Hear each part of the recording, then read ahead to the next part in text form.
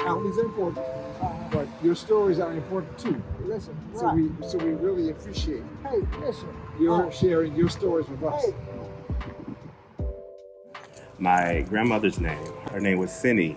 She lived in Bronzeville. She came up here during the Great Migration. She said this was one of her favorite places. The forum was? The forum, yeah, because she couldn't go anywhere else.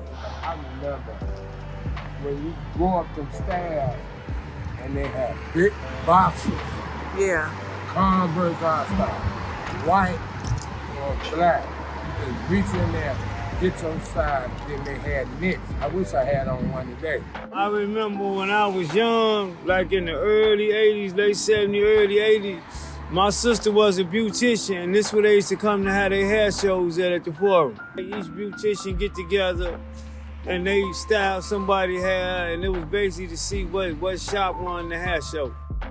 My uncle had men's clothing stores, and his brothers had men's clothing stores. One was on 47th Street. The biggest season that I remember was Easter for hats. Easter and was I big can for remember stacks and stacks of these straw white hats, and guys would come in and you started to negotiate a little bit. But the great thing was, if it didn't fit perfectly, don't worry about it. If we can get the price, that's the deal. So, All right, I was raised on Root Street.